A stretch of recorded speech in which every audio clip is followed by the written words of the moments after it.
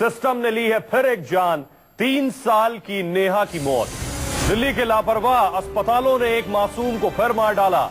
ताजा मामला दिल्ली के देवली इलाके का है, जहां एक परिवार का आरोप है कि उनकी 3.5 साल की बच्ची की मौत 2 अस्पतालों की लापरवाही की वजह से हुई।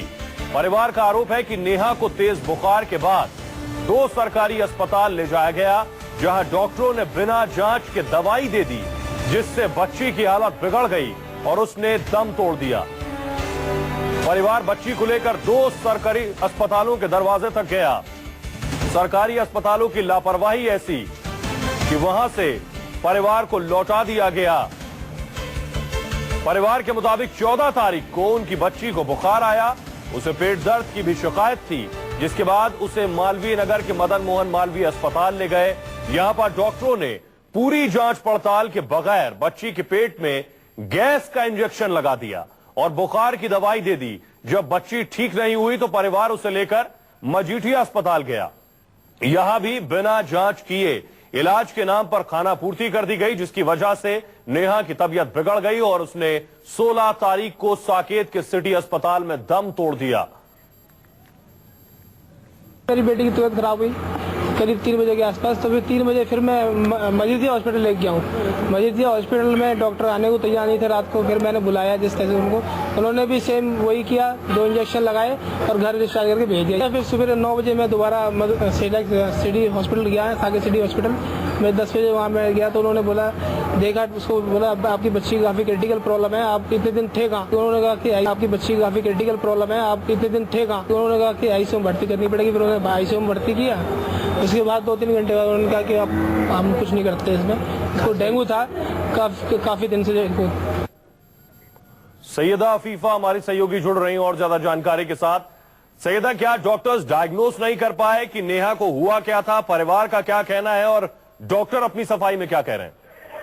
जी हाँ, जिस तरह से बात करें इस मामले की तो जो पीड़ित परिवार है उनका कहना यही है कि डॉक्टर डायग्नोस नहीं कर पाए थे। और जिस तरह से अगर इस पूरे मामले पर अगर हम नजर डालें, जैसे कि परिवार का कहना यह है कि सबसे पहले बच्ची को लेकर मदन मोहन मालवीय अस्पताल लेकर गए, जहां पर उसको नॉर्मल बुखार की दवा कहकर और नॉर्मल बुखार बताकर उसको वहां से डिस्चार्ज कर दिया गया।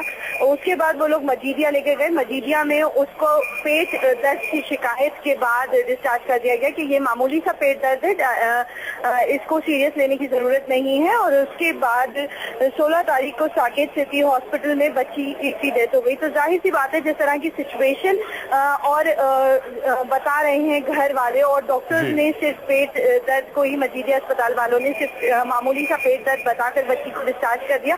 तो साफ जाहिर हो रहा है कि अस्पताल वाले जो हैं उसको डायग्नोज नहीं कर पाए। और अगर हम बात करें डेंगू के टेस्ट की भी, तो डेंगू का टेस्ट लगभग 7 दिनों में आता है।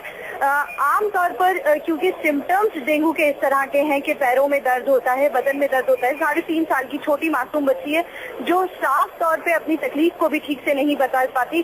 तो इस तरह का ये मामला है। और दिल्ली में ये पहला मामला नहीं है कि दिल्ली में पहला मामला नहीं है। दिल्ली में डेंगू से अब तक 13 लोग जान दे चुके हैं, जिसमें 5 मासूम हैं। हर मासूम की मौत के बाद सरकार कार्रवाई का भरोसा दिलाती है, लेकिन उसके कुछ दिनों के भीतर ही एक और मासूम अपनी जान से हाथ धो देता है।